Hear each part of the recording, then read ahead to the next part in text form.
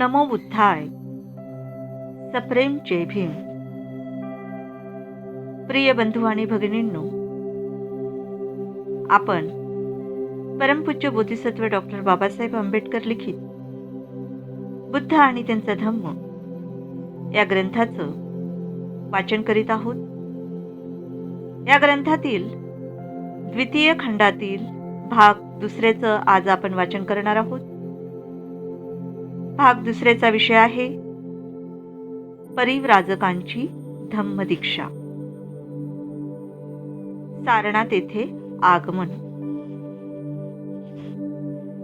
आपल्या धम्माचा उपदेश करण्याचे ठरवल्यानंतर बुद्धांनी स्वतःलाच विचारले की सर्वप्रथम मी धर्मोपदेश कोणाला देऊ. त्यांना आलार कलाम यांची आठवण झाली. बुद्धांच्या मते तो विद्वान, शहाणा, बुद्धिमान व बराच शुद्धाचरणी होता. त्यालाच मी प्रथम धम्मोपदेश दिला तर. परंतु आलार कलाम मृत्यू पावल्याचे त्यांना सांगण्यात आले. नंतर त्यांनी उदक रामपुत्ताला आपला धम्मोपदेश देण्याचा विचार केला, परंतु तोही मृत्यू पावला होता.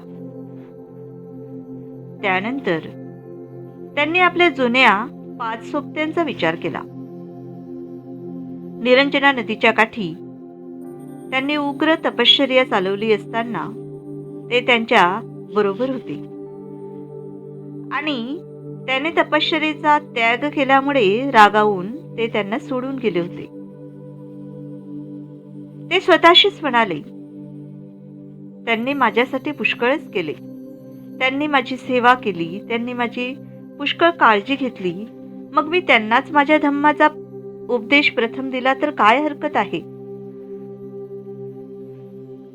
त्यांनी त्यांच्या ठाव ठिकाणाची चौकशी केली.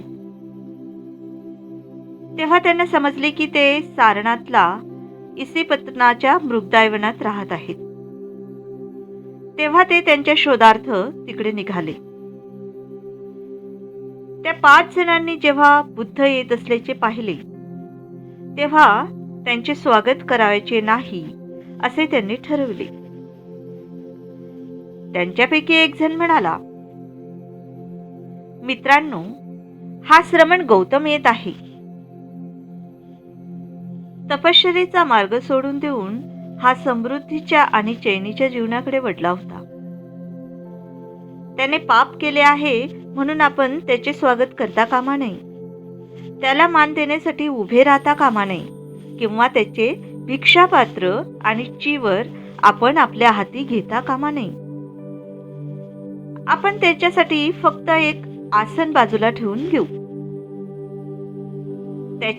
त्यांची इच्छा असल्यास ते तेथे बसतील. सर्वांनी हे मान्य केले. परंतु बुद्ध देवा त्यांच्याजवळ आले तेव्हा ते 5 परिव्राजक आपल्या निश्चयानुसार वागू शकले नाहीत. बुद्धांच्या व्यक्तिमत्वाचा त्यांच्यावर इतका प्रभाव पडला की ते आपल्या जागेवर उठून उभे राहिले. एकाने त्यांचे पात्र घेतले, एकाने त्यांचे चीवर सांभाळले, एकाने त्यांच्यासाठी आसन तयार केले आणि एकाने त्यांचे पाय धुण्यासाठी पाणी आणले. खरोखर हे एका अप्रिय अतिथीचे असाधारण स्वागत होते. अशा प्रकारे जे त्यांचा उपहास करणार होते ते त्यांची पूजा करू लागले. यापुढील प्रकरणाचा भाग वाचत आहे. बुद्धांचे पहिले प्रवचन. परस्परांना अभिवादन करून कुशलक्षेम विचारल्यावर त्या 5 परिव्राजकांनी भगवान बुद्धांना विचारले, तपश्चर्येवर तुमचा अजूनही विश्वास आहे काय? बुद्धांनी नकारात्मक उत्तर दिले. बुद्ध म्हणाले, जीवनाची आत्यंतिक अशी 2 टोके आहेत. एक सुखोपभोगाचे व दुसरे आत्मक्लेशाचे. एक म्हणतो खा प्या मजा करा, कारण उद्या आपण मरणारच आहोत. दुसरा म्हणतो सर्व वासना मारून टाका, कारण त्या पुनर्जन्माचे मूळ आहेत. हे दोन्ही मार्ग माणसाला न शोभण्यासारखे म्हणून त्यांनी ते नाकारले. भगवान बुद्ध मध्यम मार्ग मानणारे होते. मध्यम पतिपद म्हणजेच मधला मार्ग, जो उपभोगाचा मार्ग नाही आणि आत्मक्लेशाचाही नाही. बुद्ध परिव्राजकांना म्हणाले, माझ्या या प्रश्नाचे उत्तर द्या. जोपर्यंत तुमचे स्वत्व कार्यप्रवृत्त असते आणि त्याला ऐहिक व परलौकिक भोगाची अभिलाषा असते, तोपर्यंत सर्व आत्मक्लेश व्यर्थच नाहीत काय? ते उत्तरले, आपण म्हणता ते बरोबर आहे. जर तुम्ही आत्मक्लेशाच्या मार्गाने आपला कामाग्नी शांत करू शकत नाही, तर आत्मक्लेशाचे दरिद्री जीवन जगून आपण स्वतःला कसे काय जिंकू शकाल? त्यांनी उत्तर दिले, आपण म्हणतात ते बरोबर आहे. जेव्हा तुम्ही स्वतःवर विजय मिळवू शकाल, तेव्हाच फक्त तुम्ही कामतृष्णेपासून मुक्त होऊ शकाल. मग तुम्हाला ऐहिक सुखोपभोगाची इच्छा होणार नाही आणि नैसर्गिक गरजांच्या तृप्तीमुळे तुमच्यात मलिन विकार निर्माण होणार नाही. तुमच्या शारीरिक गरजेनुसार तुम्ही खा प्या. सर्व प्रकारची विषयासक्ती उत्तेजक असते. विषयासक्त मनुष्य कामवासनांचा गुलाम बनतो. सर्व प्रकारची सुखासक्ती अधपतन करणारी व नीच कर्म करणारी असते. तथापि माझे तुम्हाला सांगणे असे की जीवनाच्या स्वाभाविक गरजांची पूर्ती करणे ही वाईट गोष्ट नाही. शरीराचे आरोग्य राखणे हे आपले कर्तव्य आहे. नाहीतर तुम्ही तुमचे मन सदृढ आणि स्वच्छ ठेवू शकणार नाही आणि प्रज्ञारूपी प्रदीपही प्रज्वलित राखू शकणार नाही. हे परिव्राजक, ही गोष्ट समजून घ्यावी की ही दोन अत्यंतिक टोके अशी आहेत की माणसाने त्याचा कधीही अवलंब करू नये. एक टोक म्हणजे ज्या गोष्टीचे आकर्षण कामवासनेच्या तृष्णेमुळे होते त्या गोष्टीत आणि विशेषतः विषयासक्तीत सतत डुंबत राहणे. तृप्ती मिळवण्याचा हा मार्ग अगदी हलक्या दर्जाचा, रानटीपणाचा, अयोग्य आणि हानिकारक आहे. दुसरे टोक म्हणजे तपश्चर्या किंवा आत्मक्लेश. हा मार्गही दुःखदायक, अयोग्य आणि हानिकारक आहे. ही दोन्ही अत्यंतिक टोके ज्यामुळे टाळता येतात असा एक मध्यम मार्ग आहे. ध्यानात ठेवा, मी त्याच मध्यम मार्गाची शिकवण देतो आहे. त्या 5 परिव्राजकांनी त्यांचे म्हणणे लक्षपूर्वक ऐकले. भगवान बुद्धांच्या मध्यम मार्गासंबंधी उत्तरादाखल काय बोलावे हे न समजल्यामुळे त्यांनी त्यांना विचारले की आपणाला आम्ही सोडून आल्यानंतर आपण काय काय केले? तेव्हा आपण गयेला कसे गेलो? पिंपळाच्या झाडाखाली आपण चिंतन करीत कसे बसलो? आणि 4 आठवडे सतत चिंतन केल्यानंतर आपणास ज्ञानप्राप्ती झाल्यामुळे आपण नवा जीवन मार्ग कसा शोधून काढला, हे सर्व भगवान बुद्धांनी त्यांना सांगितले.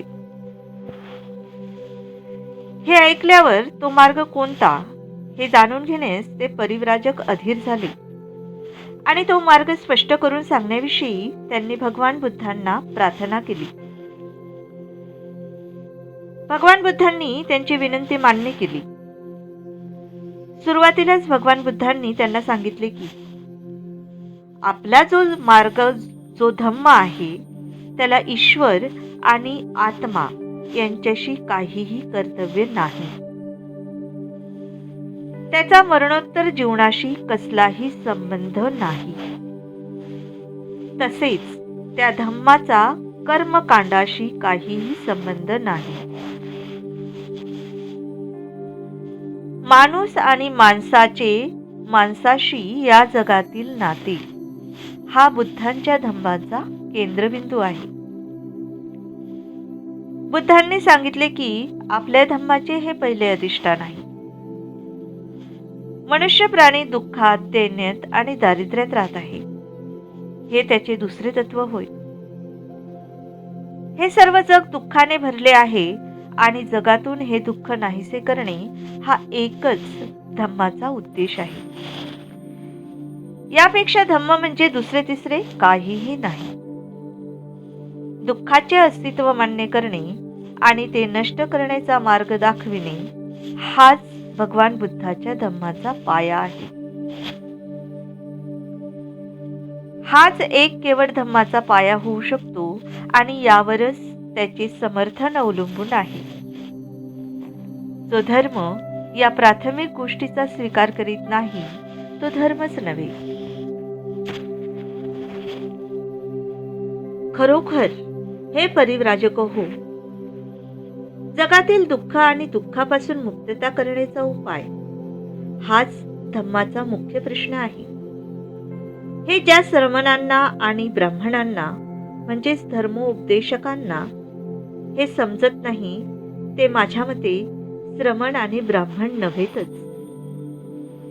याच जीवनात धम्माचा खरा अर्थ काय आहे स्वतःला श्रेष्ठ समजणाऱ्यांना समजत नाही. नंतर परिव्राजकांनी बुद्धांना विचारले, दुःखाचे अस्तित्व मान्य करणे आणि दुःख नाहीसे करणे हाच जर आपल्या धम्माचा पाया असेल तर आपला धम्म दुःख कसे नाहीसे करतो ते सांगा. भगवान बुद्धांनी सांगितले की या धम्मानुसार जर प्रत्येकाने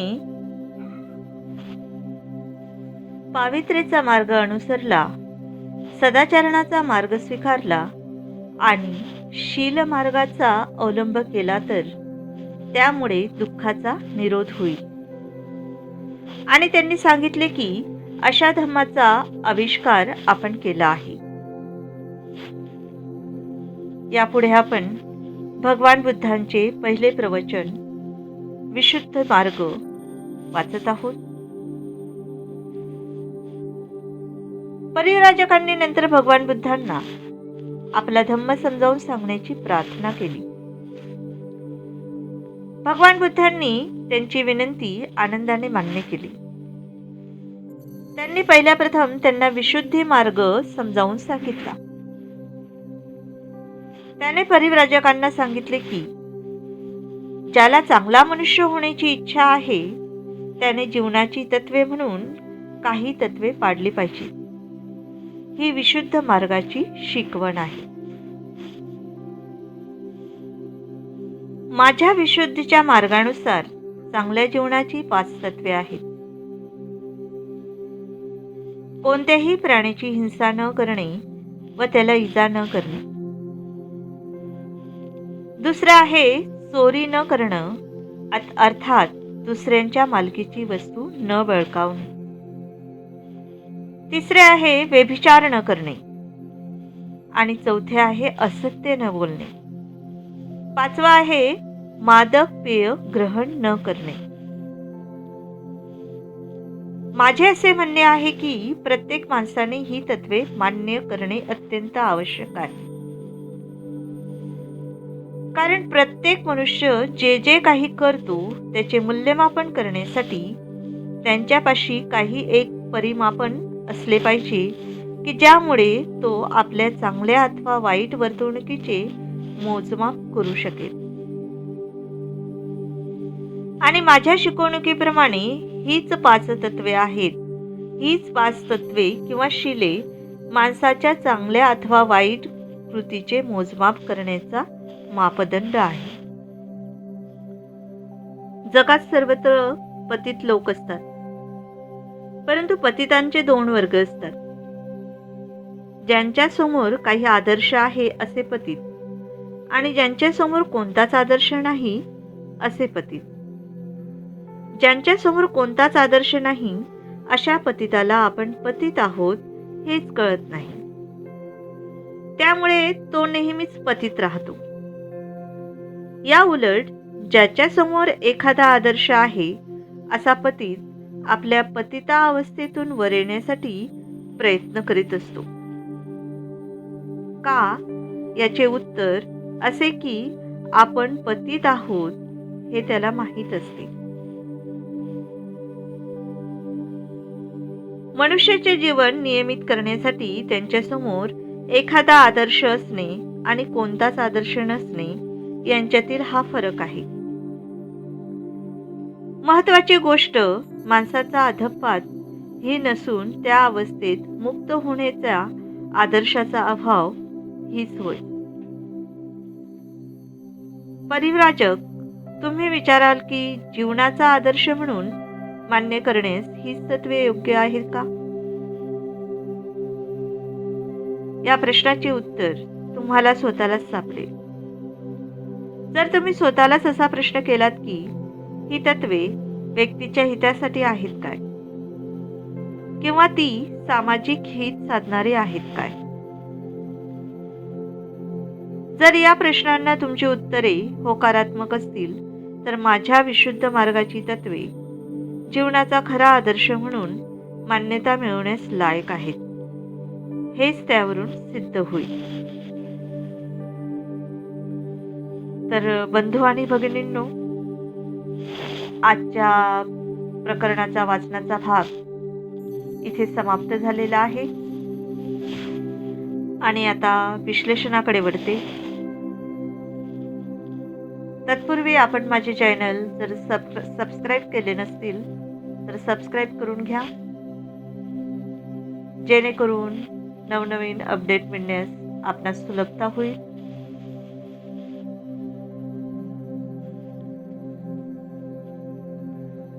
आपण आजच्या प्रकरणात बघितले की ज्ञानप्राप्ती झाल्यानंतर भगवान बुद्धांनी त्यांच्या सोबत असलेले 5 परिव्राजक यांना प्रथम धम्मोपदेश देण्याचे ठरवले. हे तेच 5 परिव्राजक होते ज्यावेळेस बुद्धांनी तपश्चर्या व आत्मक्लेश याचा त्याग केल्यावर त्यांना सोडून गेले होते. त्यांची नावे कौंडिन्य, वप, भत्तीय, महानाम आणि अश्वजित.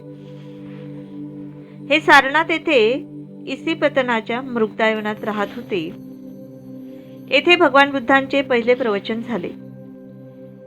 त्यांनी स्वचिंतनातून मिळवलेला नवीन धम्माचे तत्वज्ञान त्यांनी या 5 परिव्राजकांना दिले. ते त्यांच्या तत्वज्ञानाने प्रेरित झाले. भगवान बुद्धांनी एही भिक्कवे म्हणजेच भिक्खूंनो या हा मंत्र उच्चारून भगवान बुद्धांनी त्या 5 ब्राह्मणांना आषाढ पौर्णिमेच्या प्रकाशमय वातावरणात शीतल अशा बोधिवृक्षाच्या निरोगी छायेखाली आपल्या धम्मात प्रविष्ट करून घेतले होते. ते 5 ब्राह्मण प्रथम भारतीय बौद्ध भिक्खू बनले. बौद्ध धम्माच्या प्रसाराची प्रथम सुरुवात ही सारनाथ पासून झाली आहे. ते धम्मचक्र प्रवर्तन सारनाथच्या पवित्र ठिकाणावरून देशभरच नव्हे तर जगभर पसरले. आपल्या धम्माचे तत्वज्ञान सांगताना त्यांनी सर्वप्रथम सांगितले आहे की माझ्या धम्मामध्ये मरणानंतरच्या जीवनाला आणि मरणा अगोदरच्या जीवनाशी काही संबंध नाही. याचा कोणत्याही प्रकारचे कर्मकांड व मिथ्या दृष्टी माझ्या धम्मामध्ये त्यांना स्थान नाही.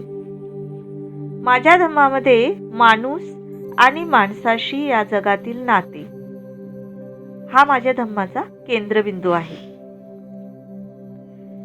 या जगात प्रत्येकाला दुःख आहे आणि या दुःखाला नष्ट करण्याचा मार्ग दाखवणे हा माझ्या धम्माचा पाया आहे. माणसाने माणसाशी तसेच या विश्वातील सर्व प्राणी मात्रांसोबत कशा पद्धतीने वागावे, व्यवहार करावा, जेणेकरून तो सुखी आणि समाधानी जीवन जगेल, म्हणून त्यासाठी त्यांनी मानवाला पंचशील तत्व दिले. या पंचशील तत्वाचे पालन करून मानवाच्या हातून काया वाचा मनाने कुशल कर्म घडावे असे त्यांना वाटले. ते पंचशील तत्व कोणते याचे वाचन मी आपणासमोर आता केलेलेच आहेत आणि आता आपण स्पष्टीकरण बघूया. पहिले शील आहे पाणातिपाता वेरमणी सिक्खापदं समादियामी. म्हणजेच मी जीव हिंसेपासून अलिप्त राहण्याची प्रतिज्ञा करते. म्हणजेच कोणत्याही प्राण्याची हिंसा न करणे व त्याला इजा न करणे या तत्वाच्या आधारेच भगवान बुद्धांचे अहिंसेचे तत्वज्ञान सांगता येणे शक्य आहे. भगवान बुद्धांचे अहिंसेचे तत्वज्ञान लक्षात घेण्याआधी या तत्वांची सर्वप्रथम गरज का भासली या प्रश्नाचा शोध घ्यावा लागेल. आपण बघितलेच की बुद्धांच्या काळी वैदिक धर्म होता. या धर्मात यज्ञ केला जायचा आणि या यज्ञात सुरापान, पशुबलिदान आणि स्वच्छंद आचरण घडत असे.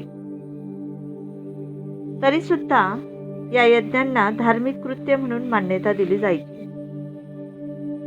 यात सशापासून तर कासवापर्यंत आणि गेंड्यापासून तर सुसरी घोरपडी पर्यंत एकाही प्राण्याला वैदिकांनी सोडले नव्हते. त्यांचे असे मत होते की यज्ञात मारण्यासाठी पशूंना ब्रह्मदेवाने निर्माण केले आहे. यज्ञ हा सर्वांच्या कल्याणासाठी असतो, म्हणून यज्ञातील पशूंची हत्या ही हत्याच नव्हे असे त्यांचे म्हणणे होते. अशा यज्ञांच्या विरोधात भगवान बुद्ध ठाम उभे होते आणि अशा वेळी अनेक जण त्यांच्याशी वादविवाद करण्यासाठी येत असत. त्यांना समजून सांगताना भगवान बुद्ध त्यांना पटवून देत की यज्ञ हा धर्माचा भाग होऊ शकत नाही. जो धर्म जीव हिंसेने स्वर्गप्राप्ती मिळवून देण्याची शाश्वती देतो तो हीन धर्म आहे. ही बुद्धप्रणीत अहिंसा सर्वकालीन अनुलंघ्य असे कर्तव्य होते की ती प्रसंगोसापेक्ष होती. या प्रश्नाने या विषयात बराच गोंधळ निर्माण केला आहे. डॉक्टर बाबासाहेब बुद्ध आणि त्यांचा धम्म या ग्रंथात सांगतात की सिलोनमधील भिक्खू रणांगणात उतरले होते आणि जनतेलाही परकीय आक्रमणाविरुद्ध युद्ध करण्यास उद्युक्त केले होते. या उलट ब्रह्मदेशातील भिक्खूंनी परकीय आक्रमणाविरुद्ध स्वतः शस्त्र हाती घेतले नाही आणि जनतेलाही शस्त्र न धरण्याचा उपदेश केला. ब्रह्मी लोक अंडी खातात पण मासे खात नाही. जर्मनच्या बौद्ध मंडळाने पंचशिलेतील अहिंसा हे तत्व वगळले आहे. अशा प्रकारे विविध ठिकाणी अहिंसेचा वेगवेगळा अर्थ लावून तिचे परिपालन वेगवेगळ्या रीतीने केले जाते. म्हणूनच असा प्रश्न निर्माण होतो की बुद्ध प्रणीत अहिंसेचा अर्थ काय? या प्रश्नाचे उत्तर तितकेसे सोपे नाही, कारण भगवान बुद्धाने अहिंसेची स्पष्ट व्याख्या केलेली नाही. अहिंसेचा काही ठिकाणी त्यांनी उल्लेख केला आहे, परंतु तोही क्वचितच. म्हणून प्रासंगिक पुराव्याच्या आधारे त्यांचा अहिंसेचा उपदेश करण्याचा उद्देश काय होता त्याचा शोध घेऊन अहिंसेचा अर्थ लावता येईल. भगवान बुद्धांच्या यज्ञात प्राण्यांना बळी देऊ नये, यज्ञात प्राण्यांची आहुती देण्याला बुद्धांचा विरोध होता. परंतु भिक्षा म्हणून दिलेले मांस भिक्षू ग्रहण करू शकतात. ज्या प्राण्याची हत्या करण्यात भाग घेतला नाही त्या प्राण्याचे मांस ग्रहण करण्यास भिक्खूंना प्रतिबंध नसावा, या मताचे बुद्ध होते. दुसरा असा प्रासंगिक पुरावा आहे की त्यामध्ये बुद्धांनी अहिंसेची व्याख्या अप्रत्यक्षपणे केली आहे. बुद्ध म्हणतात की सर्वांवर प्रेम करा, म्हणजे तुम्हाला कोणाचीही हत्या करण्याची इच्छा होणार नाही. यावरून हत्या करू नका असे सांगण्याऐवजी सर्वांवर प्रेम करा असे सांगणारा बुद्धांचा अहिंसा सिद्धांत आहे. एकदा श्रमण महावीरांचा अनुयायी सिंह सेनापती याने अहिंसेच्या विषयावर तथागतांशी वादविवाद केला.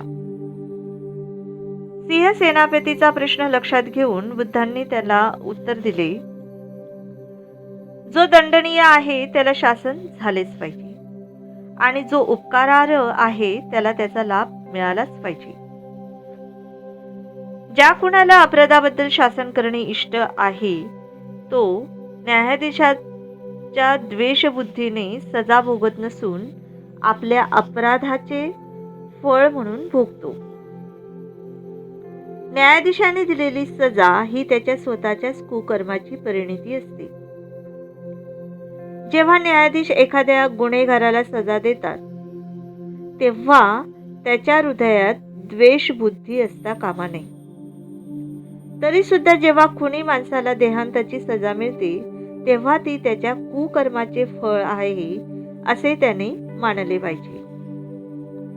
शिक्षेमुळे आपले हृदय शुद्ध होणार आहे हे जेव्हा गुन्हेगाराला समजेल तेव्हा तो आपल्या भोगाबद्दल शोक न करता प्रसन्न होईल. एकंदरीत ज्या ठिकाणी जीव हत्या करण्याची आवश्यकता असते त्या ठिकाणी त्यांनी जीव हत्येला प्रतिबंध केला नाही. तसेच ज्या ठिकाणी जीव हत्येची इच्छा होणे, जीव हत्येला कोणतेही कारण नसणे त्या ठिकाणी त्यांनी जीव हत्येला प्रतिबंध केला. अर्थातच जीव हत्येची इच्छा आणि जीव हत्येची आवश्यकता यामध्ये बुद्ध फरक करीत असत. जीव हत्येची आवश्यकता आहे की नाही याचा निर्णय ते व्यक्तीवर सोपवतात. त्यासाठी व्यक्तीला ते त्याच्या प्रज्ञेचा म्हणजेच आपल्यातील सद्सद विवेक बुद्धीचा वापर करण्यास सांगतात. अशा प्रकारे बुद्धांच्या अहिंसा तत्वाचा अर्थ लावल्यास या तत्वासंबंधी कोणत्याही प्रकारचा वैचारिक गोंधळ आपल्यामध्ये निर्माण होणार नाही. तर पुढचं शील बघूया. पुढचं शील आहे अदिन्न दाना वेरमणी सिक्खापदम समादियामी. म्हणजेच मी चोरी करण्यापासून अलिप्त राहण्याची प्रतिज्ञा करतो. भगवान बुद्धांच्या काळात चोरी ही एक समस्या होती. परंतु ही समस्या आहे हेच मुळी कोणाला समजत नसे. जसे की एखादे राज्य लूटमार युद्ध करून मिळवणे व ही माझ्या कष्टाची कमाई आहे असे सांगणे, चोरी करून उदरनिर्वाह करणे, लूटमार करणे ह्या गोष्टी सतत चालू असायच्या. याचे प्रथम संघर्षात व नंतर युद्धात रूपांतर होत असे. यासाठी भगवान बुद्धांनी उपासकांसाठी हा नियम लागू केला.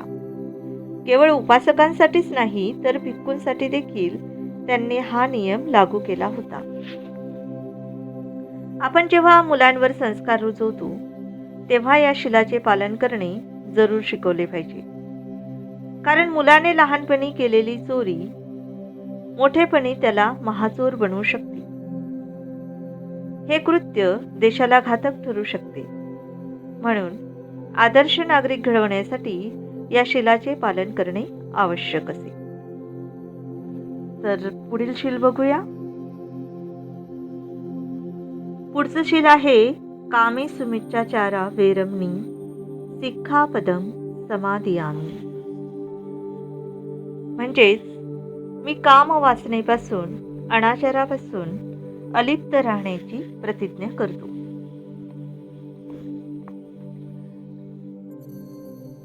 व्यभिचार हा शारीरिक आणि मानसिक या दोन्ही प्रकारचा असू शकतो. व्यभिचारी आचरण हे नीतितत्वाच्या अगदी विरोधी आहे. भगवान बुद्धांच्या पूर्वकाळात व्यभिचारालाच सदाचार मानले जायचे. या व्यभिचाराला धर्माचे वेष्टन देऊन हाच खरा सदाचाराचा मार्ग आहे असे भासवले जायचे. देवलोक, ऋषी आणि राजा यांच्या व्यभिचारी कृत्याला कधीही व्यभिचारी मानले गेले नाही. स्वतः भगवान बुद्धाचे वडील राजा शुद्धोधन सिद्धार्थ नावाच्या राजकुमाराला वैश्विक सुखविलासात गुंतवून ठेवण्यासाठी आणि त्यांना वंश करून घ्यावे यासाठी त्यांच्या कुटुंबाच्या पुरोहित उदयीन यांच्यावर त्यांनी एक जबाबदारी सोपवली होती. त्यासाठी उदयीने काही स्त्रियांवर ती जबाबदारी सोपवली होती. पूर्वीच्या काळचे अनेक ऋषींचे उदाहरण देऊन त्यांना समजावण्याचा त्यांनी प्रयत्न केला होता. यावर उदयनीला उत्तर म्हणून सिद्धार्थ गौतम म्हणतात, जेथे खरेपणा नसेल तेथे स्त्रीची इच्छापूर्ती करण्यासाठी मला मुळीच आवडणार नाही. जर संयोग मनापासून व नैसर्गिक नसेल तर त्या संयोगाचा धिक्कार असो, असेच मी म्हणेन.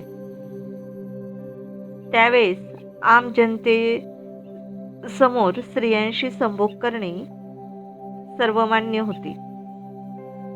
भगवान बुद्धांनी ज्यावेळेस हे शील तयार केले त्यावेळेस त्यांचा अधिकाधिक फायदा स्त्रियांना झाला. अशा अनेक स्त्रिया होत्या की भगवान बुद्धांच्या उपदेशाने त्यांनी त्यांचे जीवन सन्मार्गी लावले. आम्रपाली ही वैशालीतील अत्यंत सुंदर, चारित्र्यवान व सर्व गुण संपन्न स्त्री म्हणून तिला ओळखले जायचे. तरुण झाल्यावर सर्वांच्या नजरा तिच्यावर खिळल्या व तिला नगरवधू घोषित करून आपल्या नृत्यकलेने सर्वांना मोहित करावे ही जबाबदारी तिच्यावर सोपवली व तिच्या चारित्र्याचा त्यावेळच्या समाजव्यवस्थेने अपमान केला. परंतु या उलट तथागत बुद्धांनी तिला चारित्र्यवान भगिनी म्हणून तिला श्रीरत्न चिवर देऊन तिचा गौरव केला. असे त्यावेळेस कितीतरी उदाहरणे देता येतील. त्यावेळेस एका व्यक्तीला 4-5 बायका असणे काही विशेष गोष्ट नव्हती. त्यामुळे व्यभिचारी समाज झाला होता. ही वृत्ती समाजाला घातक होती म्हणून तथागतांनी हा नियम तयार केला. पुढे डॉक्टर बाबासाहेबांना संविधानामुळे एका व्यक्तीला एक पत्नी असे त्यांनी संविधानामध्ये नियम केला. त्यामुळे व्यभिचारी वृत्तीस आळा घालण्यास मदत झाली. तर सुखी जीवनासाठी या शीलाचे पालन करणे आवश्यक आहे. पुढचं शील आहे मुसावादा वेरमणी सिक्खापदम समाधियामी. म्हणजेच मी खोटे बोलण्यापासून अलिप्त राहण्याची प्रतिज्ञा करतो. मी खोटे बोलणार नाही म्हणजे मी माझ्या वाचेद्वारे नेहमी सत्य आणि सत्यच बोलेन. खोटे कधीही बोलणार नाही. भगवान बुद्ध सत्यवादी होते. बालपणापासून त्यांच्यावर ते संस्कार झाले होते. आपण वाचनात बघितलेच की शाक्य संघाच्या शिस्त पालनाच्या नियमात एक नियम असा होता की तू खोटी साक्ष दिल्याचा तुझ्यावर आरोप सिद्ध झाला तर तू संघाचा सभासद राहू शकणार नाही. याच नियमाला त्या बुद्ध धम्मामध्ये त्यांनी स्थान दिले आहे. आपल्या बोलण्यातून दुसऱ्याला अपाय होणार नाही याची दक्षता बाळगून जे लोक बोलतात ते इतरांच्या हिताचेच असते. म्हणून बोलण्याआधी सत्य काय आहे याचे चिंतन करण्याची बुद्ध शिकवण देतात. बुद्ध म्हणतात, जे खोट्याला खरे आणि खऱ्याला खोटे समजतात ते आपल्या दुर्बुद्धीमुळे कधीही सत्यापर्यंत पोहोचू शकत नाही. जे सत्याला सत्य आणि असत्याला असत्य म्हणून ओळखतात त्याच्या ठिकाणी सम्यक दृष्टी आहे. त्यांना सत्य लाभते. सत्य बोलण्यासाठी मोठे ध्येय लागते. त्यामुळे आपला आत्मविश्वासही वाढतो. म्हणूनच बुद्ध शिकवणुकीला सिंहनाद म्हटले आहे. ज्याप्रमाणे सिंह मोठ्या धैर्याने आणि आत्मविश्वासाने डरकाळी फोडत असतो त्याचप्रमाणे बुद्ध देखील मोठ्या धैर्याने आणि आत्मविश्वासाने धम्माची शिकवण देत असतात. आणि ज्याप्रमाणे सिंहगर्जना होत असताना जंगलातील सर्व प्राणी मात्र शांत होऊन ऐकत असतात त्याप्रमाणे बुद्ध धम्म उपदेश करीत असताना सर्व मानव त्याचे सत्य ऐकून घेतल्याशिवाय आणि त्याला प्रतिसाद दिल्याशिवाय राहत नसत. ज्या प्रकारे तथागत बुद्ध आणि डॉक्टर बाबासाहेब आंबेडकर मोठ्या धैर्याने आणि आत्मविश्वासाने सत्य बोलत असत त्याचप्रमाणे आपणही सत्य बोलण्याचा प्रयत्न केला पाहिजे. आता शेवटचं शील आपण बघूया. सुरा मे रे मज्ज पमाद ठाणा वेरमणी सिक्खापदं समादियामी. म्हणजेच मी मद्य, मादक तसेच इतर सर्व मोहात पाडणाऱ्या मादक वस्तूंच्या सेवनापासून अलिप्त राहण्याची प्रतिज्ञा करतो. शरीर शुद्धीकरण म्हणजेच आरोग्याच्या दृष्टीने या शिलाचे पालन करणे आवश्यक आहे. भगवान बुद्धांच्या पूर्वकाळात असे बरेच संदर्भ मिळतात की त्यावेळेस मद्यपान करणे काही विशेष गोष्ट नव्हती, तो सवयीचा एक भाग होता. कित्येक देव मद्यपान करायचे असे संदर्भ मिळतात. त्याला ते सोमरस असे म्हणत. मद्य हे आरोग्याला घातक असल्यामुळे त्यामुळे मानवाचे खूप नुकसान होत असे. शिवाय मद्यपान करणारा व्यक्ती वरील चारही शिलाचे पालन करू शकत नाही. दारूच्या व्यसनामुळे मनुष्य मुलगा, बाप, नवरा या संबंधी आपले कर्तव्य विसरून जातो. दारूच्या व्यसनामुळे मनुष्य आळशी होतो, त्याचे लक्ष कामधंद्यात लागत नाही. इंग्लंडचे माजी मुख्यप्रधान ग्लॅडस्टोन यांनी म्हटले आहे की युद्ध, दुष्काळ व रोगाची साथ या 3 भयंकर आपत्तीमुळे जितके नुकसान होते त्यापेक्षा अधिक नुकसान एकटे दारूचे व्यसन करते. डॉक्टरांचा असा अनुभव आहे की ज्या व्यक्तीला दारूचे व्यसन नाही त्यास रोग जडल्यास योग्य औषधोपचारांनी तो मनुष्य रोगमुक्त होण्याची पुष्कळची आशा असते. परंतु दारूचे व्यसन असलेल्या मनुष्याचे वरील प्रकारच्या एखाद्या रोगाने जर का पछाडले तर त्यातून तो उठण्याची आशा फारच कमी असते. दारूच्या व्यसनामुळे अर्धांगवायू, क्षयरोग, पोटदुखी, यकृताची व्यथा, मूत्रपिंडाची व्यथा, न्यूमोनिया होतो. शेवटी तो मनुष्य वेडापिसा होतो. हे शील फक्त मद्यपानावर आधारित नसून जे जे सेवन शरीराला घातक आहे त्या संबंधी आहे. जसे की बिडी, सिगारेट, चिलम, हुक्का हे शरीरास अपायकारक आहे. त्यांच्या सेवनाने शारीरिक दुष्परिणाम होतात. म्हणून आदर्श समाज रचनेसाठी या शिलाचे आचरण करणे गरजेचे आहे. तर बंधू आणि भगिनींनो, आपण बघितलेच की तथागतांना तथागतांचा हा जो धम्म आहे हा एक आचारसंहिता आहे. उपासक उपासिकांना एक आदर्श जीवन जगण्यासाठी त्यांनी पंचशील तत्व दिले आहे. ते आपल्याला केवळ सुरात म्हणायचे नसून त्याचे रोज आपण पालन केले पाहिजे असा तथागतांचा धम्म आपणास शिकवण देतो. तर बंधू आणि भगिनींनो, आज आपण इथेच थांबूया. आपणास माझा ऑडिओ आवडल्यास लाईक करा आणि हो, शेअर करायला विसरू नका. तर भेटूया उद्या नवीन प्रकरणासह. धन्यवाद. जय भीम. नमो बुद्धाय.